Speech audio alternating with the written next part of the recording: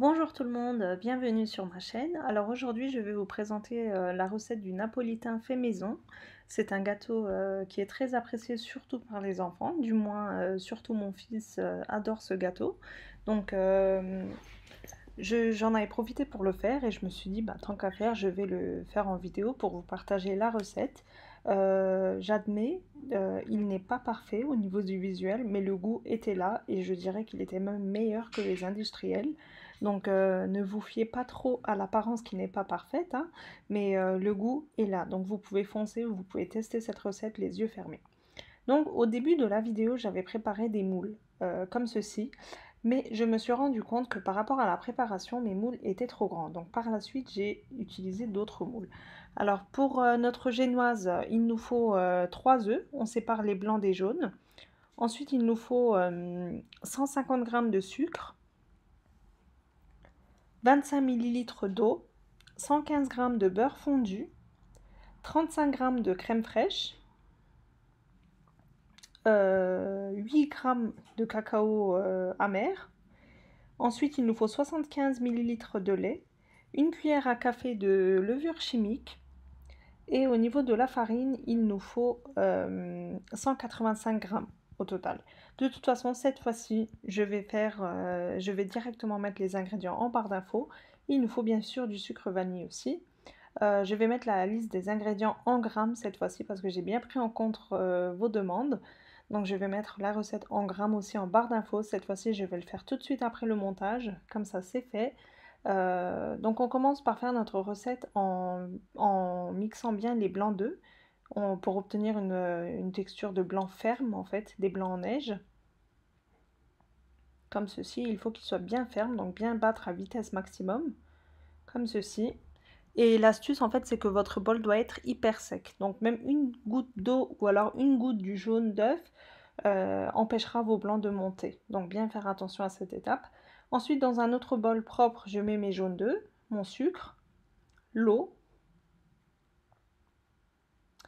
Et je vais commencer à mixer aussi jusqu'à ce qu'on obtienne une texture qui est bien éclaircie.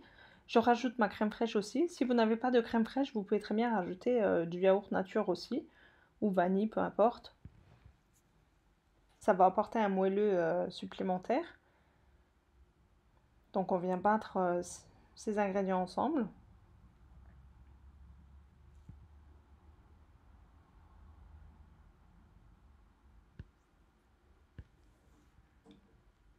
Ensuite on va rajouter le lait et le beurre fondu.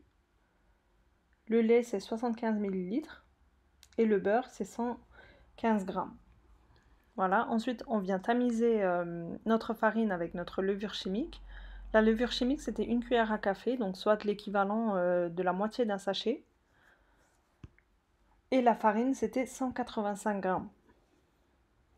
Donc là, une fois qu'on a incorporé nos poudres, on vient mixer à vitesse lente en fait, pas maximum.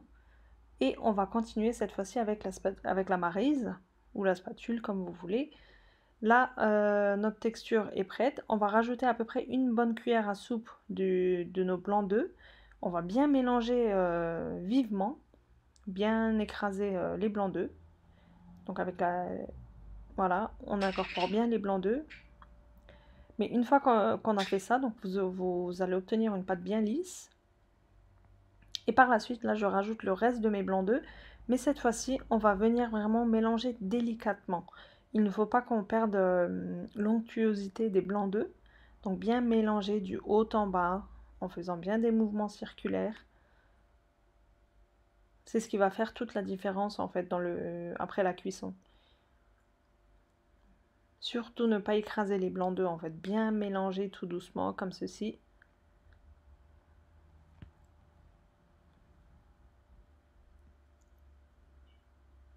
Voilà, donc notre base du gâteau est prête.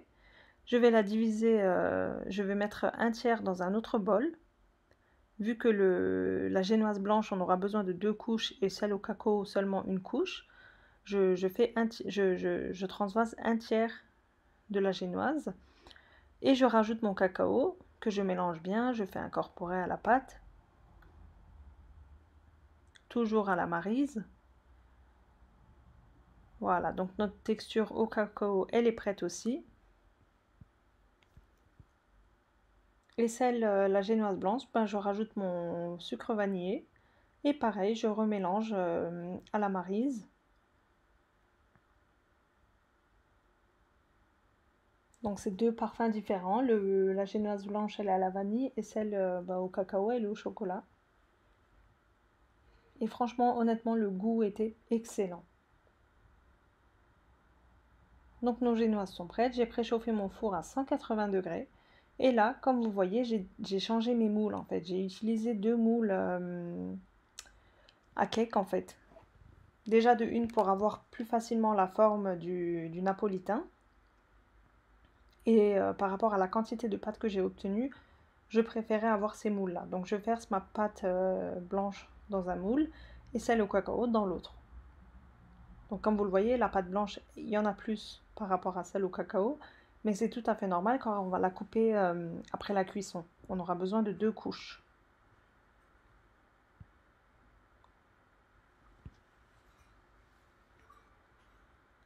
Voilà, j'étale bien sur toute la surface. Comme c'est des génoises très fines, ça va cuire très rapidement, donc au bout de 15 minutes, normalement ça devrait être cuit.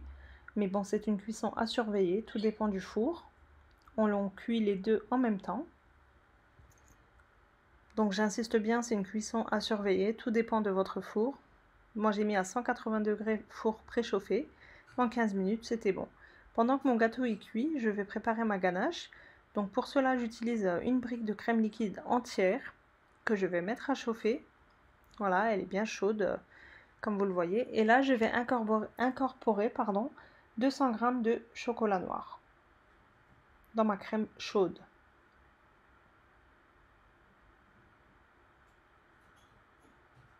Et je vais les laisser quelques instants, comme ceci, environ 2 minutes. Et grâce à la crème chaude, ben, le chocolat il va fondre plus rapidement. Donc au bout de 2 minutes, je peux commencer à mélanger et vous voyez mon chocolat, il a super bien fondu. On mélange bien jusqu'à ce qu'on obtienne une texture homogène, bien lisse.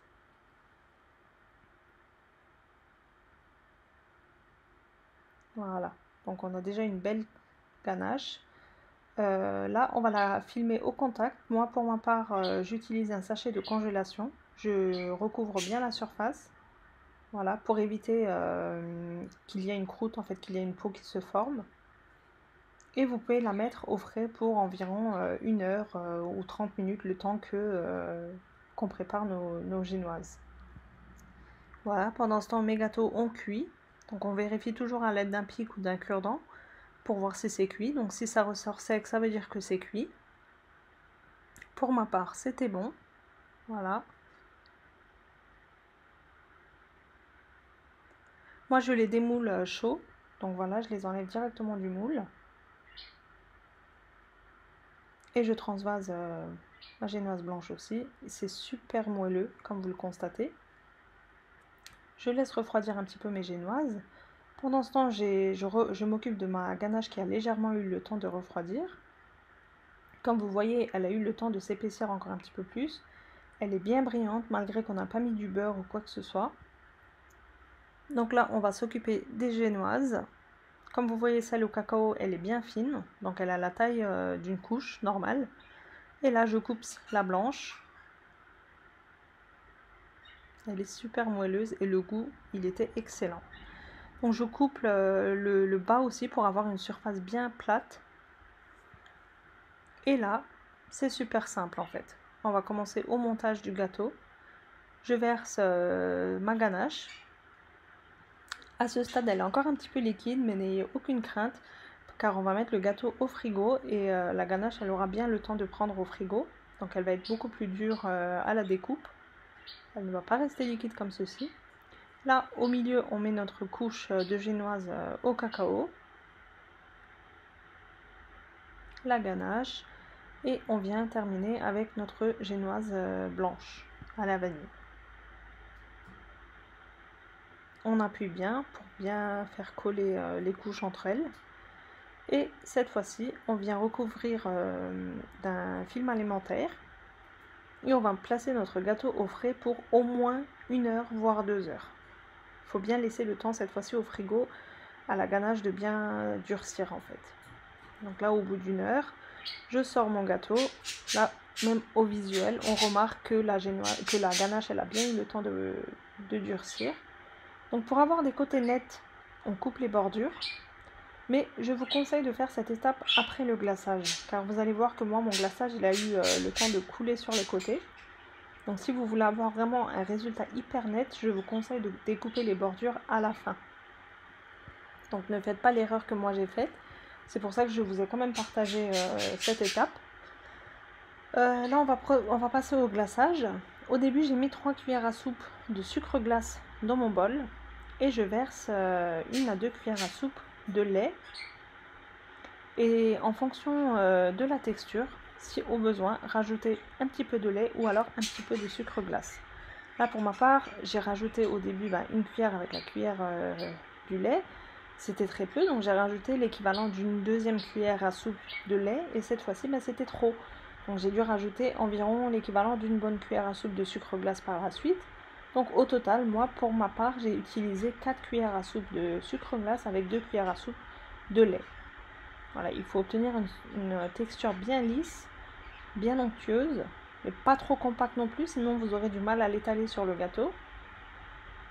Donc c'est à vous de gérer la texture en rajoutant ou en diminuant le sucre. Voilà, on a un beau glaçage bien blanc, comme vous le voyez. Et il faut l'étaler tout de suite. Donc il ne faut pas le laisser car il va durcir en attendant quoi. Donc il faut l'étaler tout de suite. Et voilà ce que je vous avais dit avant, en fait, mon glaçage, il a le temps de couler sur les côtés.